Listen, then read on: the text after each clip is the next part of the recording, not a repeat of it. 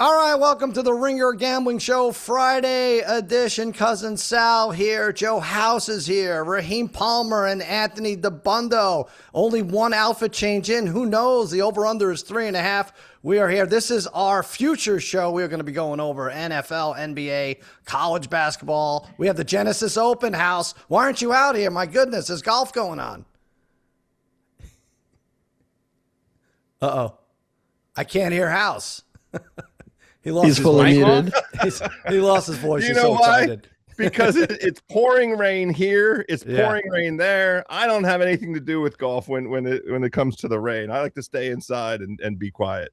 You know, I was going to duck into that tournament, and yeah, it poured rain, and now forget it. My whole weekend is lit up here, so I can't do anything. But yeah, it's very sad. We are keeping busy during this off football season.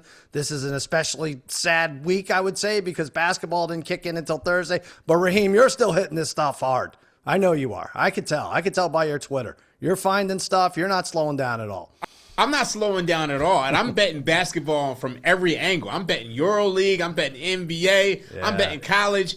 If there's a ball and a hoop, I'm betting on it. I might bet on, us to make shots into the trash can at this point in time. Let's do it. Let's go swimming. We'll set up a hoop, and we'll set up odds. We'll do it. Now, Anthony Dabbundo is all over this curling. He has a claim that he thinks he sounds cool saying this, but you've made wagers on the Olympics, but only on curling. Is that real? The Ringer Gambling Show is brought to you by FanDuel. The football season is over, but things are only getting started on the court. FanDuel is the number one choice for same-game parlays, live betting, and more during the NBA season. And don't forget, with FanDuel, you get paid instantly when you win. Download the FanDuel Sportsbook app now and play your game. You must be 21 or older and present in select states, or 18 or older and present in D.C., Kentucky, or Wyoming. If you have a gambling problem, call 1-800-GAMBLER or visit rg-help.com. Call 1-888-789-7777 or visit ccpg.org/chat in Connecticut. Yeah, we're about to make it through a full Winter Olympics. 2 weeks, great event. Have had so much fun watching a lot of the events, not necessarily gambling on all the events, but the one event that I have really enjoyed and kind of immersed myself into, as I do every 4 years, has been the curling. And I really think it's still underappreciated as a sport. The drama of the close-up of the stone sliding slowly down the ice while the players are brooming, and you have no idea while they're zoomed in if it's going to be good or bad. You're just kind of watching in slow motion as this thing slides down the ice, and then it hits all at once. It's like a pitch, but you can't see whether the batter's going to swing or whether it's going to be a strike or not. You have no idea. So I think it's really a unique sport. It's chess on ice. As somebody who loves strategy and game theory and stuff like that, it is just catnip for me. So I have been getting up at 1 a.m. to watch, going back to sleep, waking up again at 8 to watch. I don't know why you have to set an alarm. It's on all the time. Like it is replaced everything. Like it's on instead of hockey, instead of the women's figure skating. Like it went from House. Remember, this was like a Conan joke. Like I think he tried out or something like 25 years ago or something. And now you can't get it off your TV. Well, this is proof positive that Dabbundo, for whatever reason, finds a sport that you can definitely participate in, maybe even at a high level, under the influence of your choice of intoxicant. This is you look at the athletes, strategy, theory. Those are euphemisms for vape and whatever other versions. A nice cold frosty mug, whatever you want to call it. But I mean, that is part of the attraction to me. Just to be honest.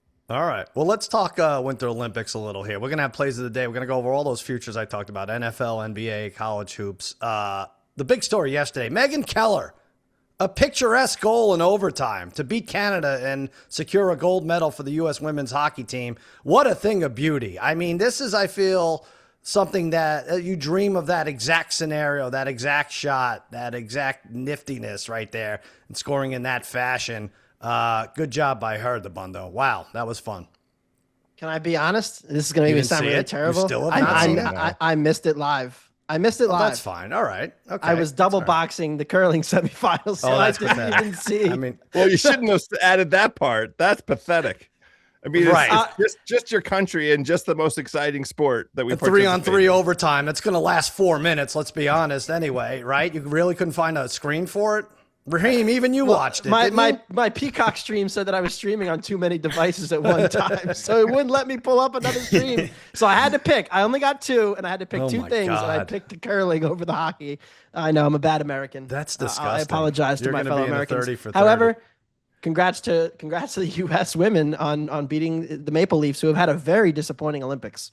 And Raheem, congrats to Boston. This Megan Keller is from the Boston area, so all is not lost with the Patriots blowing the Super Bowl the way they Oh did. my God! right? You've been victory lapping the Patriots for the last 2 weeks. I gotta do more. I gotta do more. I'm That's not all I even got. mad at it. That's all I got. Listen, you shouldn't be mad. You're a wise wager champ. You rocked. I'm interested in your NFL bets because I feel like you're hitting this head on, and I like it. But a couple more things on the Olympics: Norway 36 medals, USA 27, Italy 26.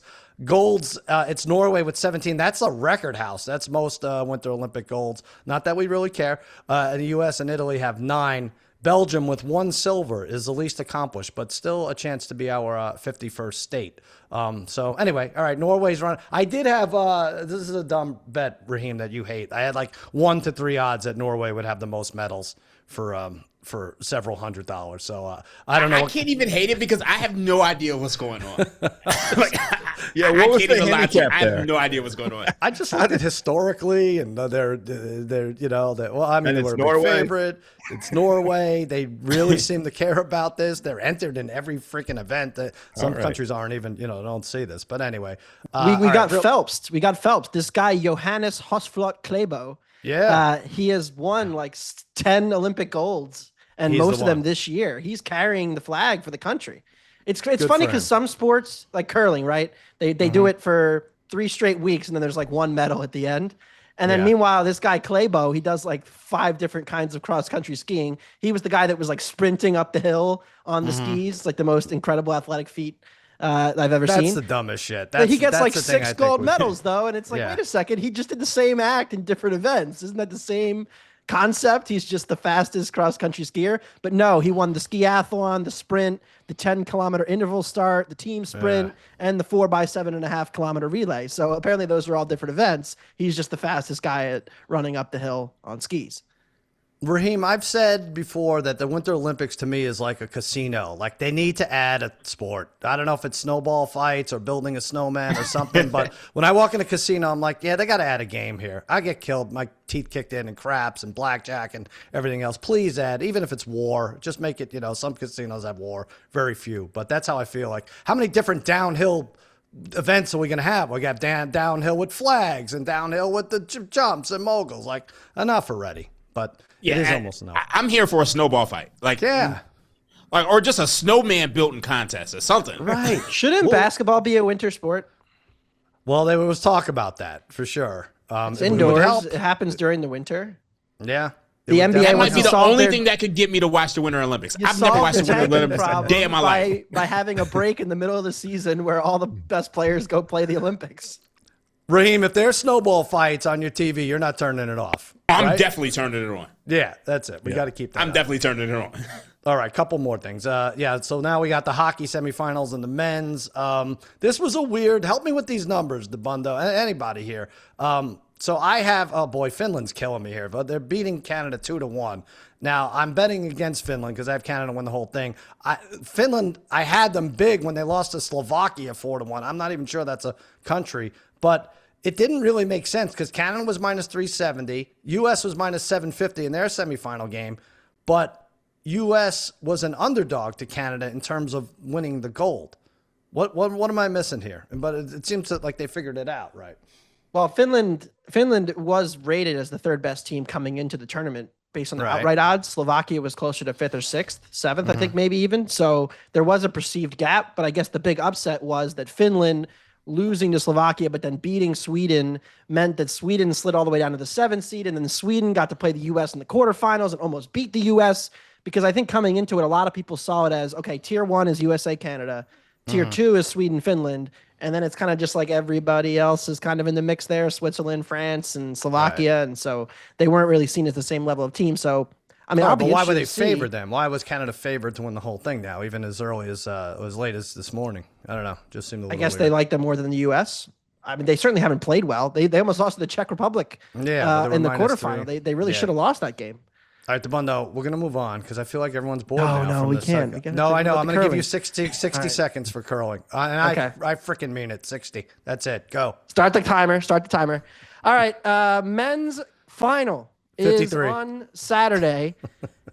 The Great Britain team kind of struggled their way through the group stage, but they still have the highest ceiling of any of the teams left. The two best teams really coming into this for me were Great Britain and Switzerland. Great Britain beat my Swiss boys in the semifinals. They are now in the final. They are a dog, plus 115 against the Canadians. Now, the Canadians have been very solid, but I don't think they have the ceiling that Bruce Mowat has with his British team. So I'm taking Great Britain plus 115 in the final. It's tomorrow at 1 p.m., Saturday at 1 p.m. Pre-tournament, they would have been the favorite. Then we get to the women's final on Sunday. We do not have a line out. I suspect the Swiss will be favored. I think the Swiss should be favored. The key X factor is Alina Petz, the fourth shooter for the Swiss. She struggled throughout the early part of the tournament, last couple matches. Incredible performance. She put up a 99%. She almost curled a perfect game, which is rarer than an MLB perfect game. 20 stones. She was perfect on 19 of them and just missed on one. Incredible performance for her to beat the Americans on Friday morning. I think they are the clear favorite over Sweden, even though Sweden was the top seed in the group stage. I'm going with the Swiss to win the women's. And I do think the U.S. might be a live dog in the bronze medal match for the women against the Canadians. Kind of some body language concerns for the Canadians. They're way off. Their skip has not been at her best this tournament. So the Americans are live in the bronze, the Swiss women, the British men. Let's wrap it up and have a great tournament, everybody. I agree with let's wrap it up. That's that out of everything you said. I mean, I feel House and Raheem are there. They're dozing off like this is Donald Trump at the Board of Peace conference here. But all right, you got it out. You feel better, Dabbundo? We got it out. I do. Hey, we The gave only out Swiss number- pre-tournament Swiss women and men. The men came up Nice. short, but the women have a chance. So Okay. And Go ahead, House. what's the correct number of bong hits to take before? Is it 3.5 before we sit down to watch any of this? I think that's How's way Sunday light, at way 5 light. a.m. Eastern? How many bong hits are you doing before the women's? Oh, they make it curling nice and easy final? for you, You too. can't talk about I'm it. just trying to figure out if we I should don't. start a curling syndicate. I think so too. I feel like the best housekeeping team in any nation could probably get their act together and figure it out. But you have to. The skating doesn't seem too hard, right?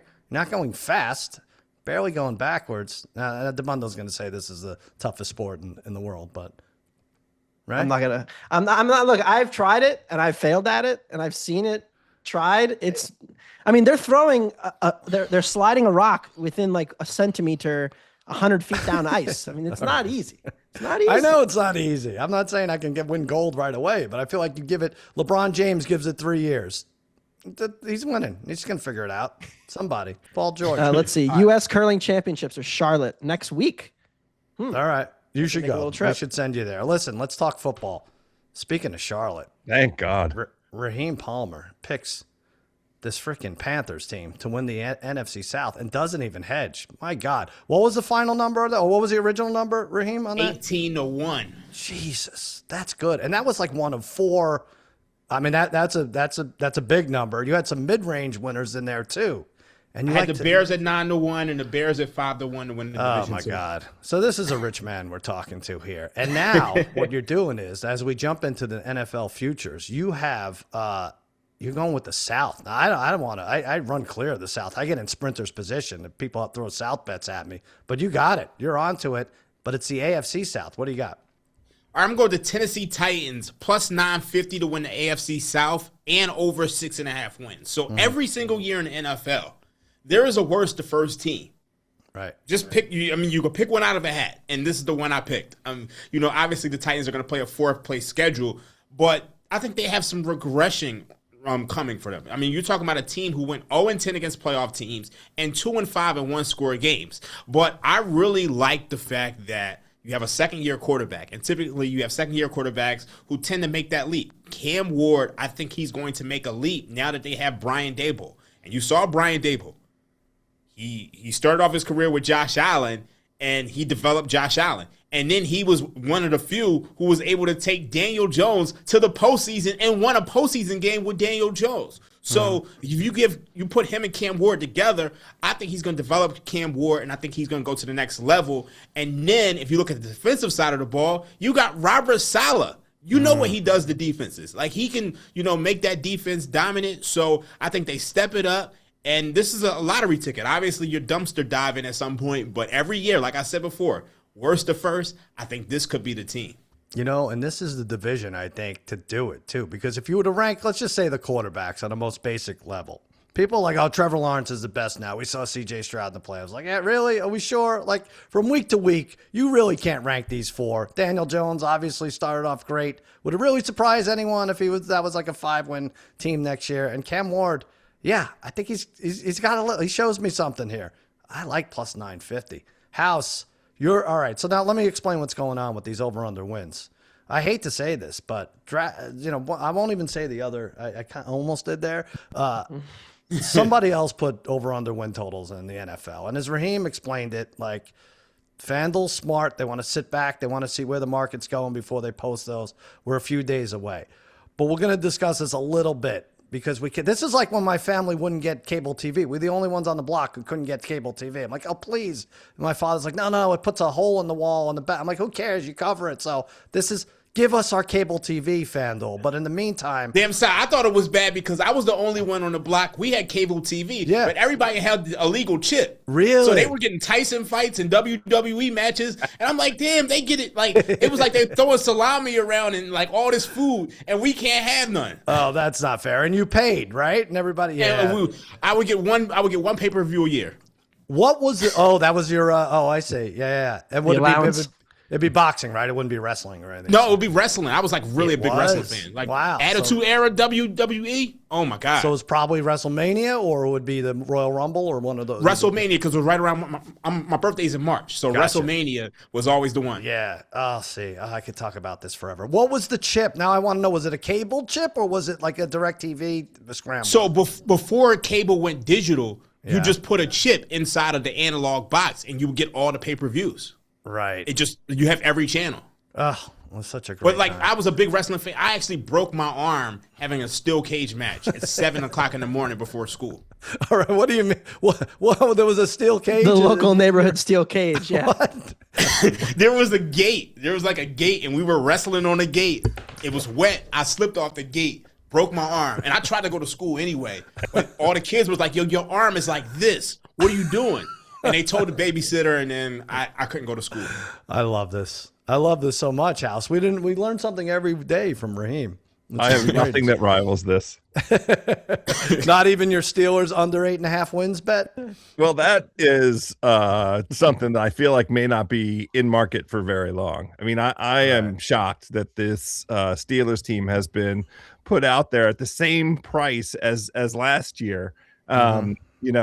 Which really felt like the end of an era with Tomlin, with Rodgers, with that team, producing voodoo wins out of nowhere, negative differential across the board, a defense that's going in the wrong direction DVOA wise year over year over year, and an offense that at the moment either has a quarterback that is in his 40s or no quarterback at all, and one wide receiver capable of playing in the NFL. So I don't know if 8.5 is going to stick around for very long, but I had to grab that under immediately. This is like a practical joke, right? That they'd say 8.5, like, well, this was Tomlin's number every year. So it'd be funny if Mike McCarthy ran the same kind of longevity thing, like 9 wins, but can't get out of the first round.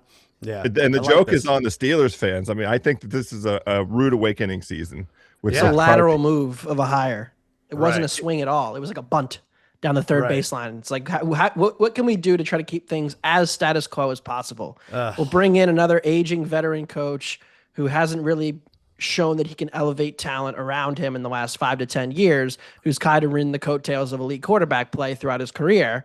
We're going to bring that guy in and then hope that everything else just kind of falls into place and we can stay steady at 8 or 9 wins. And yeah, it's a decent strategy, but it's not going to get you any closer to where they want to be.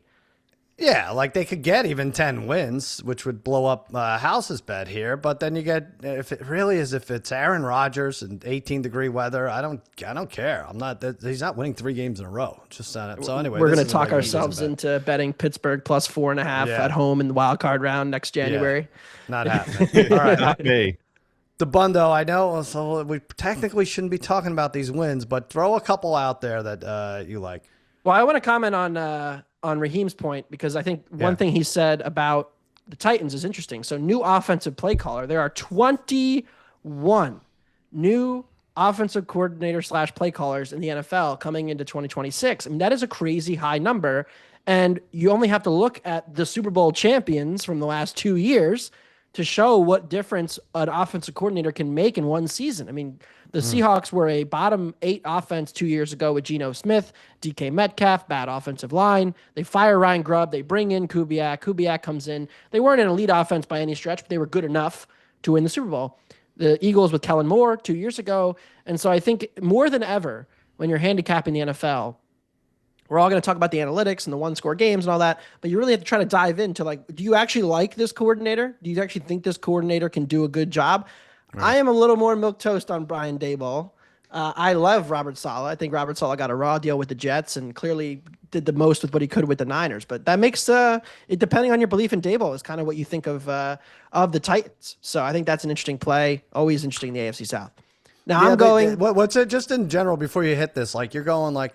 It is weird that they'll slap a 6.5 on a team like the Titans or Cleveland, who up until the last month were battling for the the number 1, number 2 pick, right? And then automatically it's like, all right, well, they're going to get one of those good picks, but we can't make them less than 4.5. It seems a little big, and I think that you're saying the same thing here for Cleveland.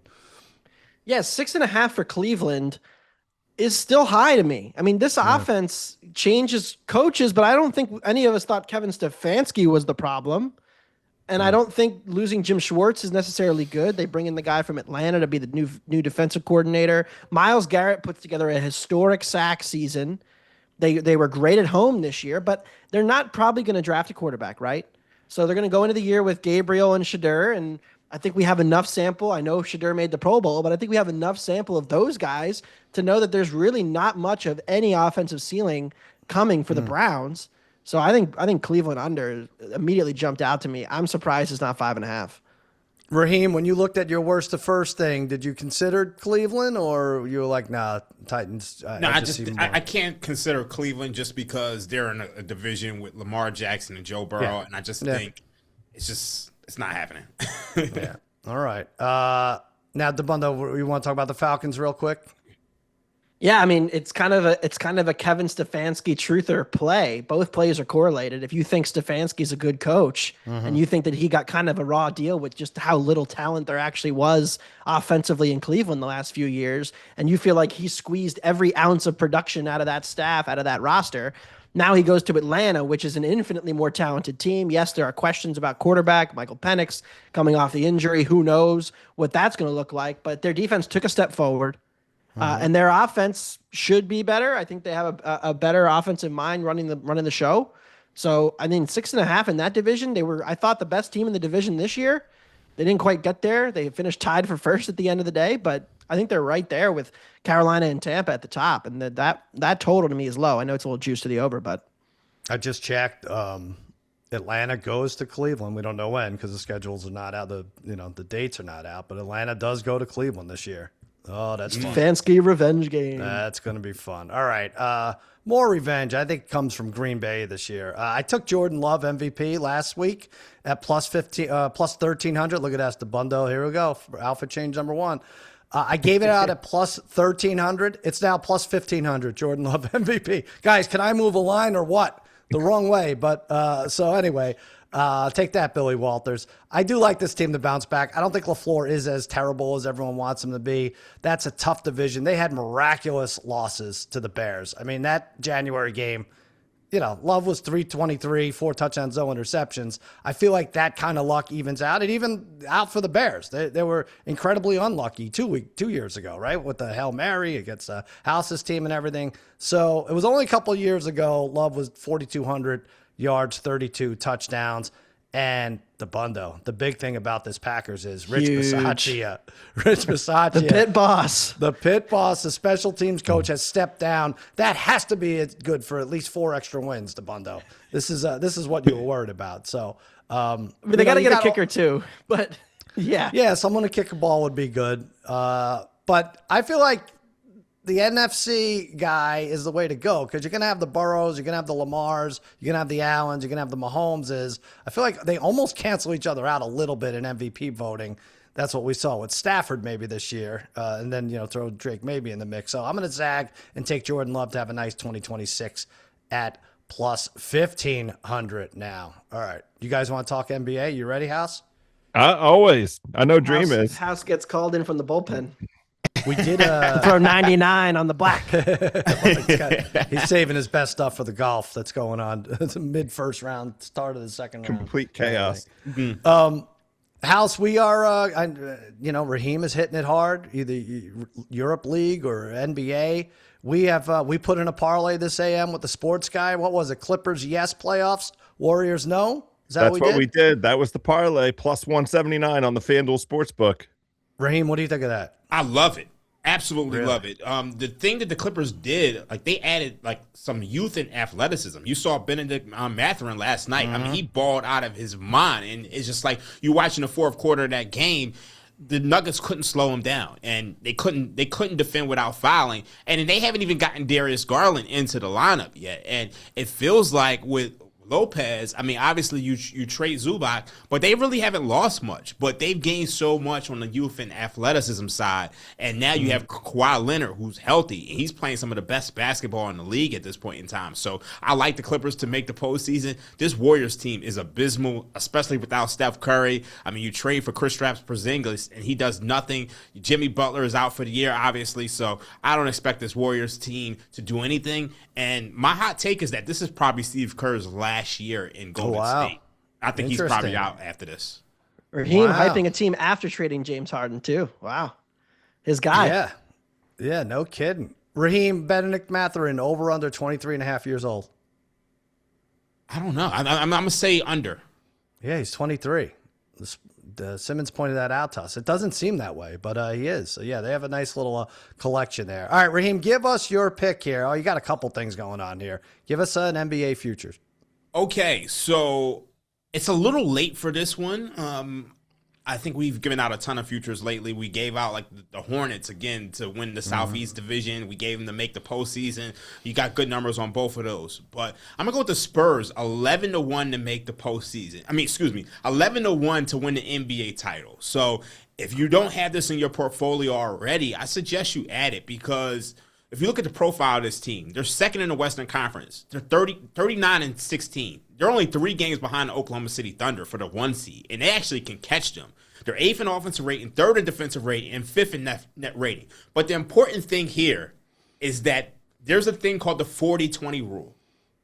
91% of NBA champions in the history of the league, since the three-point shot was added, have won 40 games before 20.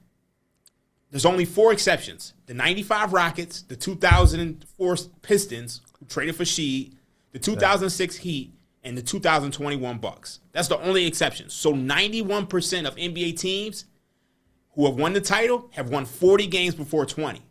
Now, before 20 losses? Is that what before you're saying? 20 losses. 20 losses. Gotcha. So the important thing here is that this year, there's only going to be 3 teams to do it. The Thunder have already done it. The Pistons have already done it. And then the Spurs, they just need 1 more win before 4 more losses. Right. And if you look at the Celtics, they're going to have to go 5-0 to do it. And then the Knicks can't do it. So right now, historically speaking, there's only 3 teams who have won the title under these circumstances. Now, if you dig deeper, you also can look at SRS. And, I got to shout out Matt Moore at the Action Network for pointing this out because this is pretty huge. Simple rating system, SRS. You got to have a 4 or better. SRS is basically point differential and net rating put together. So, net rating, point differential, and who you've played. So you got to have an SRS of 4 or better.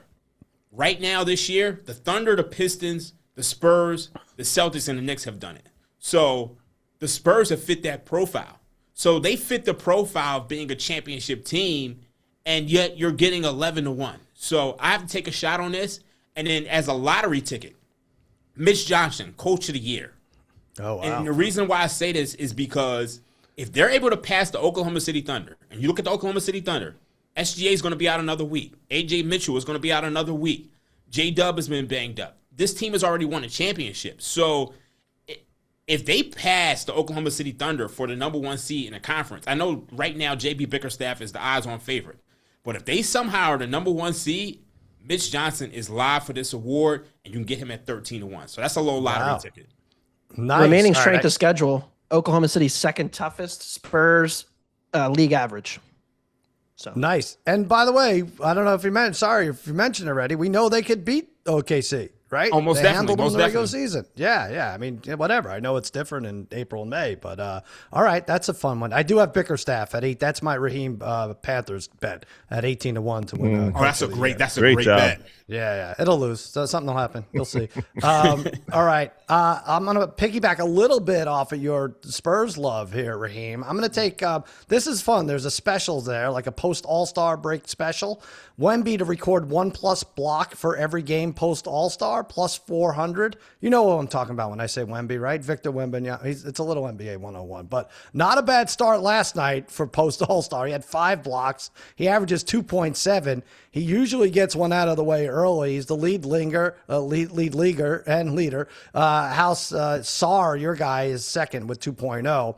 Love that guy. I mean, he could be stretching a little mid-game yawn and pick up a block by accident. I could make the playoffs or conference, but I feel I have enough of those with the Pistons and whatever else going on. But this one's fun. A block in 10 of his last 11, 14 of his last 16. I know it only takes one off game to crush me, but how many could he sit out, Dabbundo? If he gets like one more and then tweaks his knee for the rest of the year, do I win? I need a ruling on this. what is is there a rule? I think it'd be a win, right?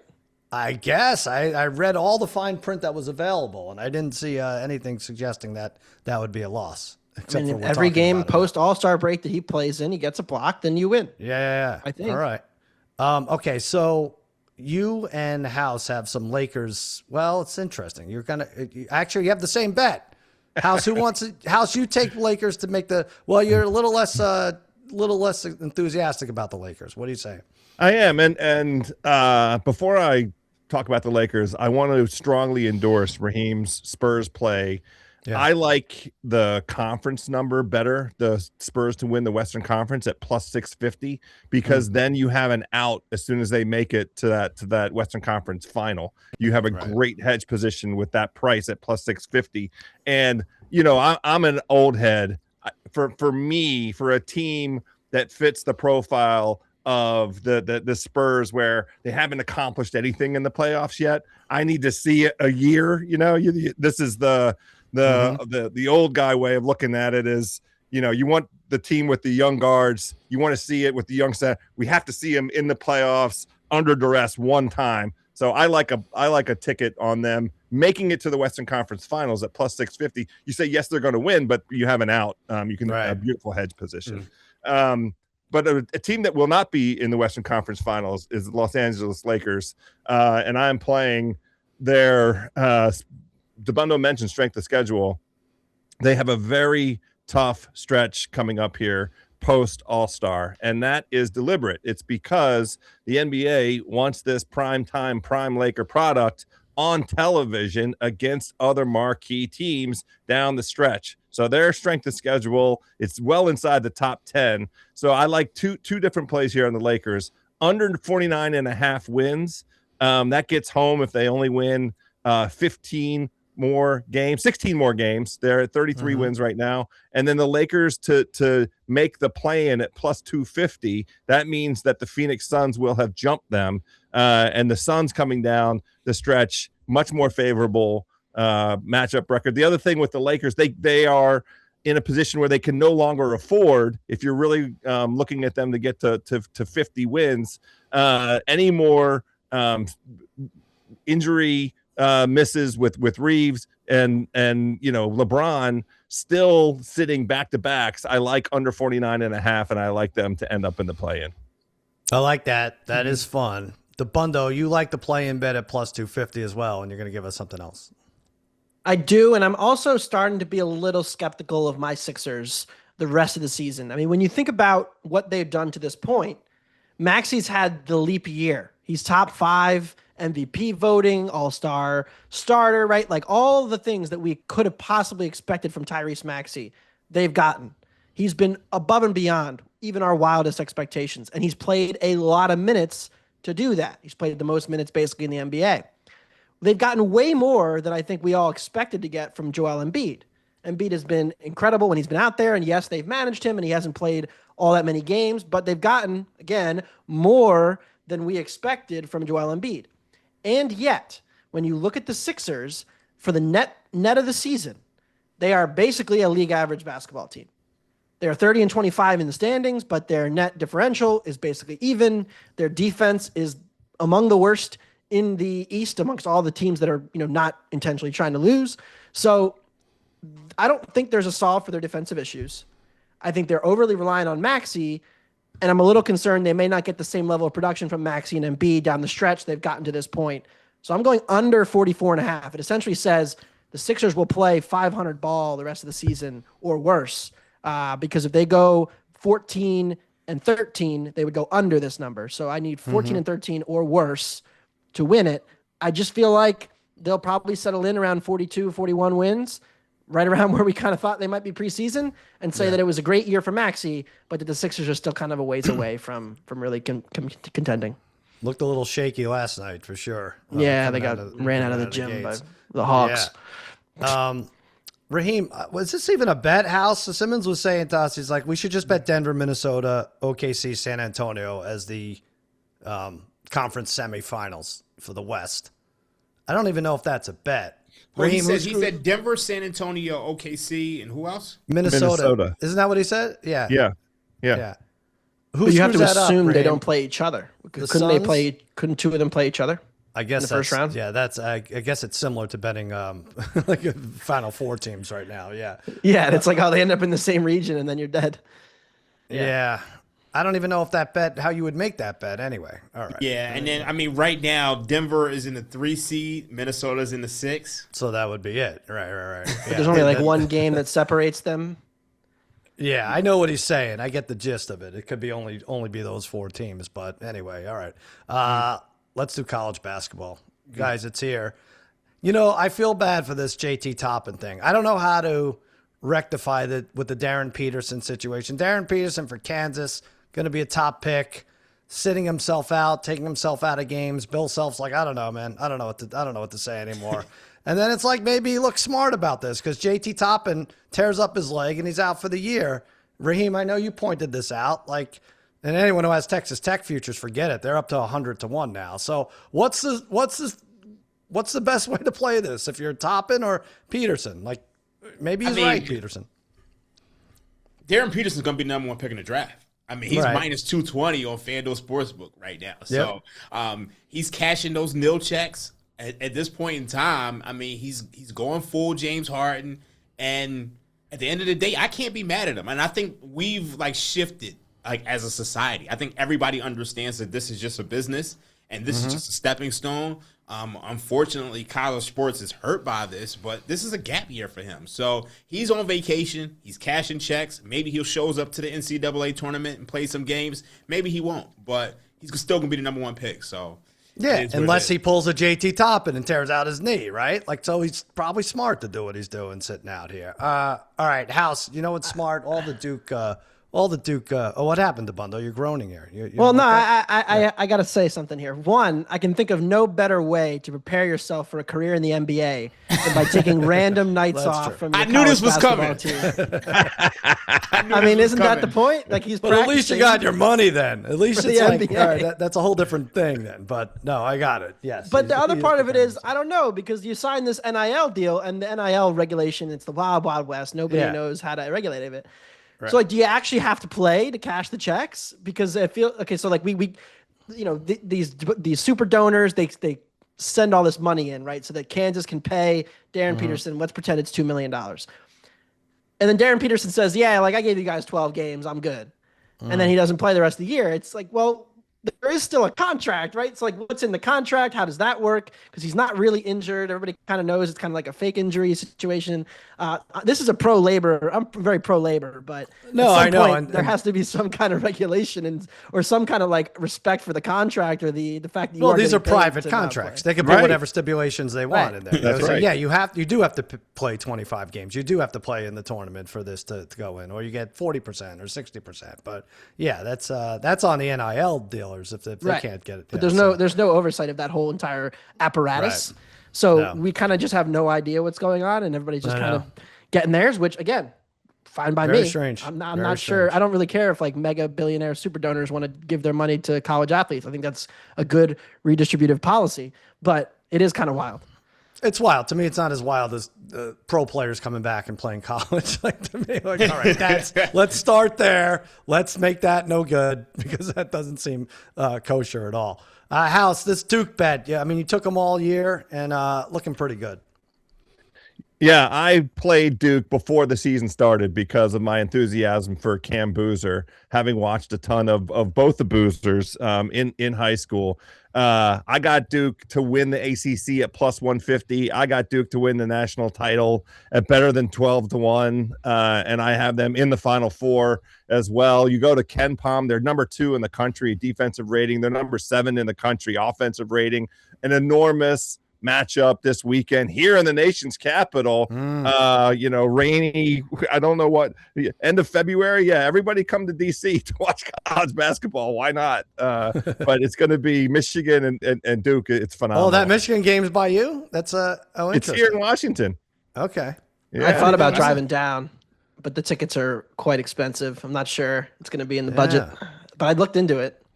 Well, we'll see how the women's curling from Slovakia does. So I don't know. Sorry, I wasn't listening. Then maybe you'll cash in. All right, Dabbundo, you're staying in conference here, Virginia, to reach the Final Four. Wow, that's a big number.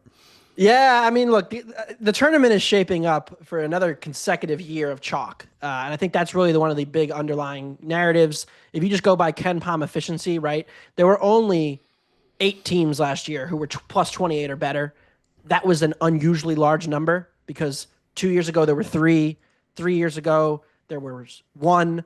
4 years ago, there was 2. So normally we do not see this level of teams that get to that elite threshold. This season, there are 12 teams at 28 or better. It's insane how good the top of the field is. So I do think that portends to a chalkier tournament. But if you're looking for a team who is not in the top 12, who I think could make a run, the one team I had circled was Texas Tech. Obviously, save your money. Yeah. Don't bet on the Red Circled in Raiders. pencil. Yeah. Yeah. I hope. But Virginia is the other team for me. New coach, started a little bit lower in kind of the Ken Palm ratings because of the fact that the program had some residual drag from the last era, from the struggles they've had the last few seasons. I love Ryan Odom. I think he's one of the sharpest college basketball coaches in the country. And if you go by just since January 1, since ACC play started, they are a top 14 team by efficiency. They're rounding into form. They played some of their best games in the last few weeks, crushed Syracuse at home, got a good win by 28 at Georgia Tech, survived a tough Ohio State squad where Bruce Thornton was balling out. So I think Virginia is the team that can make a run. Again, though, I would really caution against trying to take a ton of long shots this year because I do think we're going to have a historically good batch of 1 and 2 seeds, and it's going to be a lot of uphill fighting to try to win those games and get those upsets. All Anthony, right. I have a question. So you're looking at Kansas at 20-1. Do you just blindly take them and hope Darren Peterson plays? Because like at this point in time, I mean, they have big wins over Arizona. You saw the game against Texas Tech where he single-handedly won that game down the stretch. I mean, is there value there? I don't think so because I just don't know if he was committed to playing all these games, then maybe. But what's that going to look like come March? Is he gonna kind of mess around a little bit and then show up in March? I mean, they do lack big away wins without Peterson. Like I think that's the one question. Like, can they go on the road and do this? Because yes, they've been great at Fog. Their defense is still elite, but their offense without him is just kind of clunky. Like it's just very stagnant. They don't have enough shooting. Ewing theory potential right there. Maybe. They have Houston and Arizona next week, so that'll be a good test, but I don't think so. I'm not interested in Kansas. It's getting excited. I do like these Final Four bets though, more than winning it all, because then when you bet a team to win it all, at that point, all right, they're +2 on the money line, whatever on the line in the semis, and then -1.5. So Final Four is fun. I'm doing Tennessee to make the Final Four +1,500. They're heating up a little. They won 7 in the last 8. They have a few impressive wins. They beat Houston and Louisville. They won at Bama, I think. They're 2 close losses to Kentucky. They just can't get past Kentucky. And then you got this Nate Emmett. It's like a super skilled player. Should go top 6 or in that range in the draft this year. Rick Barnes, he almost did it last year. They won 30 games last year. He took the Vols to the Elite 8. I think they could surprise as a 4 or 5 seed. What do they get? Like 14 teams in the SEC? Anyway, I like them at +1,500. Raheem, you're coming here with a bonus pick, TCU. Yeah, I'm going to take TCU to make the tournament. They have big wins over Iowa State, Florida, Wisconsin. I just think this is a team that probably should get in. They even played Michigan tough. I mean, they lost by 4 points to Michigan. Michigan was blowing out everybody. So I'm going to take a shot on them to make the tournament. I think it's +136. It was +160 earlier, but I think I like this one. They are such a Joe Lenardi has TCU on the bubble. Okay, first 4 out. They are just right there every year for us. But +136 is nice to get a number like that. All right, House, let's check in on your guys here. The Genesis Open. I think the rain has stopped here for a little bit. It's just kind of nasty, but the rain has stopped. Who's winning this thing? What was your pick? You don't have to give your best bet. We could save that for 2 minutes from now. What's going on? It's complete chaos in this golf tournament because Los Angeles has caught 3.5 inches of rain since Monday. They had to stop the tournament yesterday, the opening round Thursday. So we had guys finishing their first round today, Friday, at the same time as guys starting off the second round. So the odds board is crazy. I liked Rory McIlroy quite a bit coming in. He finished yesterday near the top at 5 under, so that makes me feel good. I like Tommy Fleetwood in this tournament because of his ball striking. He finished 2 under yesterday, and then I'm looking at Colin Morikawa, and I do have a play for him. That's going to be my best bet.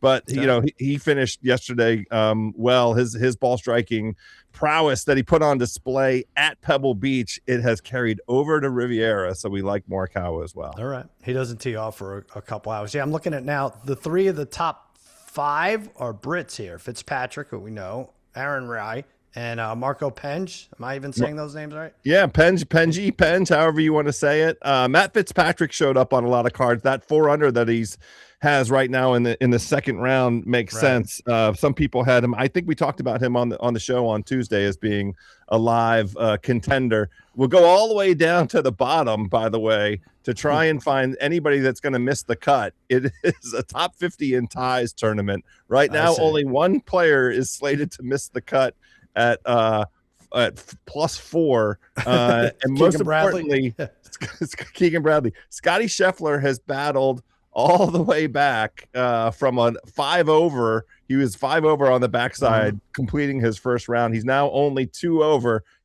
Keeping up. That's the reason why, even though he's tied for 55th, he's 25-1 to win this golf tournament. 25-1. So crazy. That is so insane. It's what about, speaking of battling, how about that top 5 Scheffler? With Scheffler, you can't take a lap for winning a bet with him, but you also, if you lose, you shouldn't sustain ridicule too. But Scheffler top 5 was pretty good there, House, last week. You did a great job with that, cousin Sal. I mean, now you got to lay juice basically every tournament. It's a -140, a -140, maybe even more than that, right? Yeah, that's what it was last week. This week too. All right, let's do Sal, this. your text had me a little concerned about. What do you mean? Really how much needing I had Scheffler? on it? Yeah, I know. I hit a bad streak. I'm telling you, Finland put me on a loop there. All right. Raheem, you got a couple here. Play of the day. Let's do this. You got one for the weekend and one for, that fight's not tonight, right? It's tomorrow? No, it's tomorrow. Yeah. Gotcha. All right. We're going to go with the Washington Wizards tonight on the money line against the Indiana Pacers. They played yesterday. Look, the Pacers, they're the kernel of this tank at this point in time. They don't care about winning. They don't care about what Adams Silver said the other day about anti-tanking. Pascal Siakam's not playing. Neesmith's not playing. We might as well be playing. The Wizards are going to get another win for their home crowd. And then also we have some boxing. Mario Barrios, money line plus 205. This. He's probably, if you look at this, Ryan Garcia should probably be the favorite. He's the more talented fighter. But to me, when I look at Ryan Garcia, this is a guy who is probably like the Mexican-American version of Adrian Broner. And I say that in a sense that this is a guy who really isn't disciplined at all. You saw him like coming into camp, drinking, like smoking. He's just not disciplined at all. And he's basically like a guy who plays video games and spams one button. And he's spamming the left hook at will. He doesn't set it up. He doesn't do anything else. If he lands the left hook and you take that away, I mean, ultimately, he has nothing else there. And I think Barrios is kind of like a technically sound fighter. He has a good jab. And I think he'll be able to kind of control the pace of this fight. So at plus 205, I think there's some value there. Obviously, he's probably the weakest champion in welterweight at this point in time. Probably the weakest champ in boxing at this point in time. But ultimately, I just don't trust Ryan Garcia. He should not be laying minus 260. So I'm going to take a shot on Barrios. And then, I mean, really, I think this fight's going to go to distance. So if you want to grab over 10.5 rounds, minus 160, over 11.5, I think you'll be fine. But I think this goes to distance, and then Barrios has a shot to steal it if he can just avoid the left jab. All right, I'm jumping on with you with Barrios. You're on your own with the Wizards, but I'm doing this Barrios thing. I like House. this, a lot.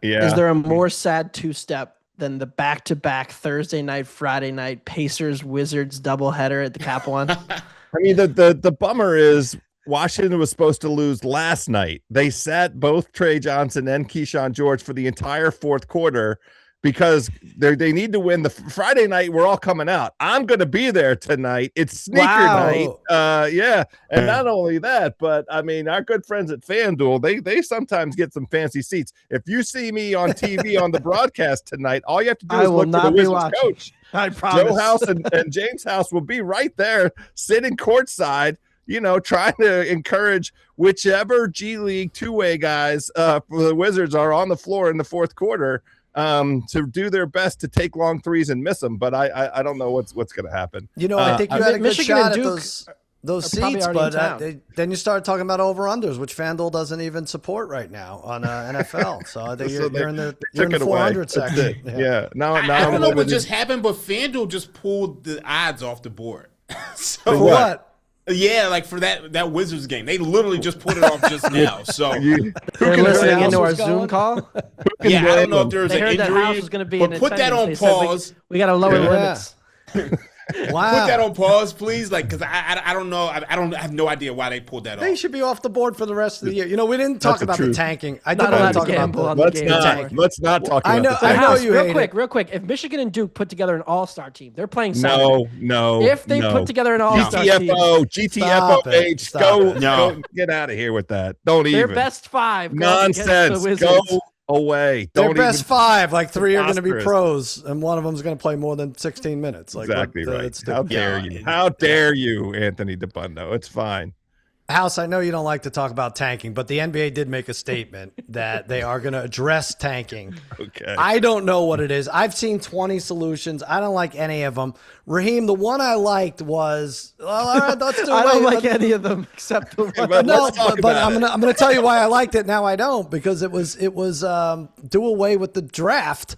I'm like, all right, make them all free agents. And then Raheem, someone shot back at you, and I don't have an answer to this either. What's to stop Nike from paying $500 million to Cooper Flagg if he signs with the Knicks? I don't know what the answer to that is. Yeah, I that's above my pay grade. I have no idea. I know. That would suck. And that crushes almost all the solutions to how we could get rid of tanking. I don't think Nike would really do that though. Well, they've had the opportunity in other sports, certainly, right, with salary caps, and they haven't. Yeah, I can't see it. Like I just think you put a hard cap in place, you get rid of the draft, and then ultimately, if you take a team like the Lakers, and if there's no max salary, let's just say the Lakers pay Luka Doncic 70% of the cap, they can't get the big time draft. I like it. That's the Haralabob proposal, isn't it, Dream? Yeah. The only problem I have with that, and I probably shouldn't say it on air, but I'll say it anyway. I don't want to see a world where there's no max salary, and Luka's eating 70% of the cap, and Giannis is eating 70% of the cap in a world with legalized gambling. That is scary. I know. Okay. All right. Do we think Understood. that's why this has been a bigger deal this year? I mean, I know it's, Utah pulling guys in the fourth quarter is not great, but is it because of gambling? I mean, we should hit it from that angle. Is that why this is a bigger thing? I don't think so. No, lit a fire under. No, it's because there are 3, maybe 4 top-notch, excellent, potential franchise-altering players at the top of the draft. And it's been anticipated that this talent would be there. It turned out that last year's draft was pretty incredible, maybe 4 or 5 deep.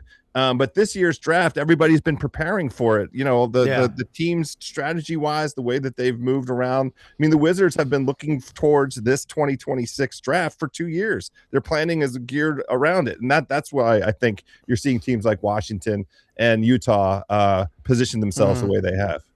But I do think the gambling company said, hey, we got people betting on. It's one thing if guys want to sit at 6:30 p.m. before 7:30 start. But if you're pulling guys, people are betting player props over and under, can't be pulling guys for no reason in the fourth quarter. But see, that's the thing. Like, it's one thing to pull a guy before the game and, just say, hey, he's not hurt. Like, he just can't play. But to play a full game and like the stuff that the Jazz are doing is just completely egregious. And it's like, at that point, you're not even like, it's anti-competitive. Like, it's not even about gambling at that point. It's about, like, you're not even respecting the game.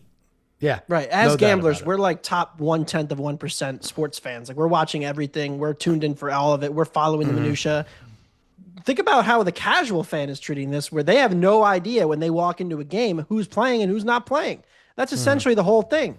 And it's getting worse. So you until you solve that problem, we could do the whole gambling thing all day. But like, I think it hits way lower on the fan totem pole of insanity than the degens who are following this stuff every night. I'm just surprised the NBA, this has always been a problem, but the NBA has always been able to deflect, right? They've always been able to highlight, why aren't they doing a better job of highlighting LeBron's probably last year, or Wemby, this alien playing out of his mind, or the flag versus Khan thing. Like, there's so many good things. I'm just surprised they weren't able. And this weekend, I felt like was a complete disaster last weekend before the actual All-Star World versus whatever thing. That brought it back a little bit. Raheem, what kind of grade do you give that weekend? I stopped watching the All-Star game. You did? I haven't watched it in like 3 years. What about the other stuff? The threes and the dunks? I have not watched All-Star Saturday Night in like 3 years. Yeah. Like, I just told myself, like, yo, if I can't figure out something better to do with my life, like, I'm losing. And it's just, I'm probably in the 99th percentile of guys who watch NBA. So I think that's a weekend where I could just say, you know what, I'm not watching. But I think the one thing that the NBA could do to change the narrative is to push the season start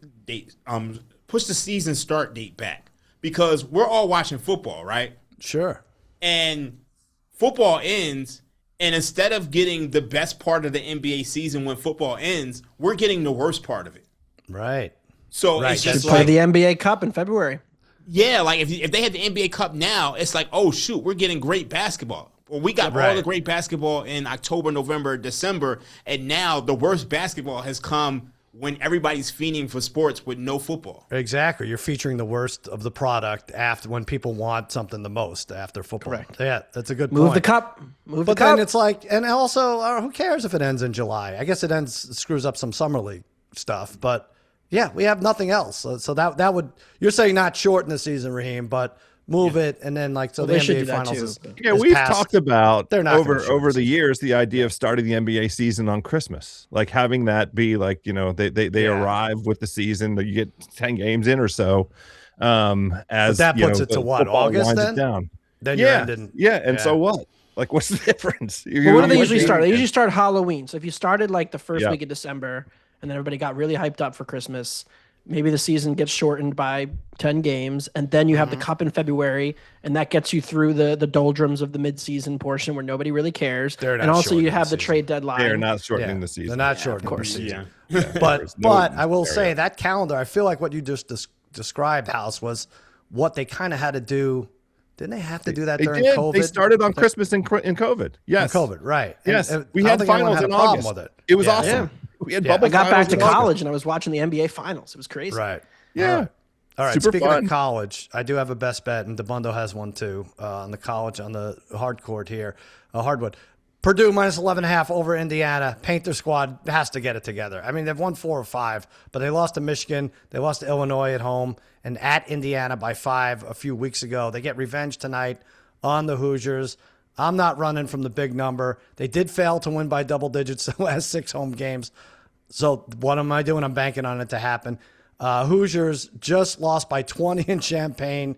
Trey Kaufman-Renn, though, went for 27 and 12 versus Michigan. He continues with the hot hand. That's what I think is going to happen with Purdue. 83-67 final. Lay the 11.5. Dabbundo, what do you have? I actually kind of like Indiana tonight. I think they're a little live. You should. In that. I think it's a good matchup. We have to go head to head. But I like the mid-major game of the weekend, maybe one of the best games of the year. A10, the St. Louis Billikens finally dropped a game. They play VCU. Now, this game is interesting because if VCU were to pull off the upset in St. Louis, they would actually tie St. Louis for the top of the A10 standings with 4 games to go. If St. Louis wins tonight, they pretty much wrap up the top seed. The Billikens and the Rams, I like the over 163.5. I think this matchup favors both teams who want to get out in transition and want to run as much as possible. They're going to be happy to play an up-tempo game. I think the market is still a little short on how fast this game could be. Look at that. Look at that. Now we have Joe House. Go ahead. Take it away. Genesis Open. What do you got? Yeah, so we're taping this on Friday, and the second round of the golf tournament is just underway.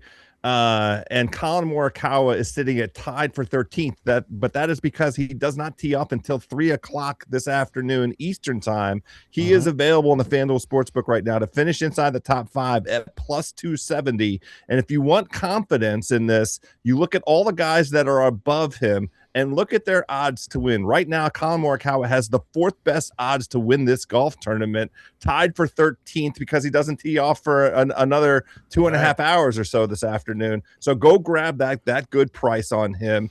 He validated that Pebble Beach performance with great ball striking in his first round, and I expect him by the end of this tournament, no doubt, inside the top 5.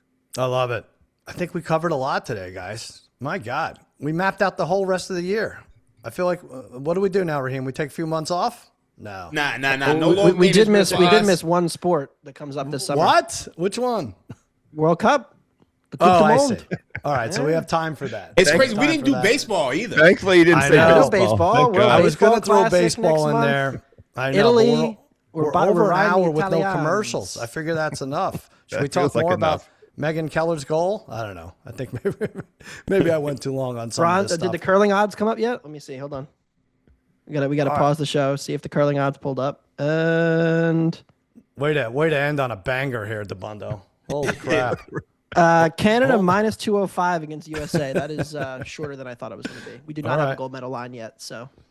Dabbundo, you're off Allez, next les week. Suisses. We're all spread out all over the map here for Ringer Sports Gambling Podcast, but you're off next week. We had off this week. You're off next week. How are you doing this? Look, I put my time in, my week off. What are you doing? Are you beach going time to for Sweden? me. Oh, I thought you were doing No. the Spotify Sweden thing, or whatever it is. Oh, No? you're going to- doing intro days next week? No, I'm going to bail out Wander Franco from a Dominican prison. Oh, that's luck. right. Yeah, That's yeah. right. You're doing that. Not actually. I'm good going luck. to the Dominican Republic to sit on a beach for 5 days. I'm very That's excited. same as Sweden. That's you kind of earned the it. same thing. The trip is all that funded curling by money. Benoit Schwarz Van Berkel, the top Swiss curler. Jesus Christ. Leave the bong at home. That's the only thing I can recommend. You don't Let me need to sign bring off. Yeah, bring the Burt's Bees, but that's it. Good job by the Canadians pulling that out. 3-2. I'm alive. Only 4 more legs to go on this monster parlay. That's going to do it for another episode of the Ringer Gambling Show. For Raheem Palmer, Joe House, and Tony Tokens at Dabbundo, I'm Cousin Sal saying so long and happy handicapping. You must be 21 or older and present in select states for Kansas in affiliation with Kansas Star Casino, or 18 or older and present in D.C., Kentucky, or Wyoming. If you have a gambling problem, call 1-800-GAMBLER or visit rg-help.com.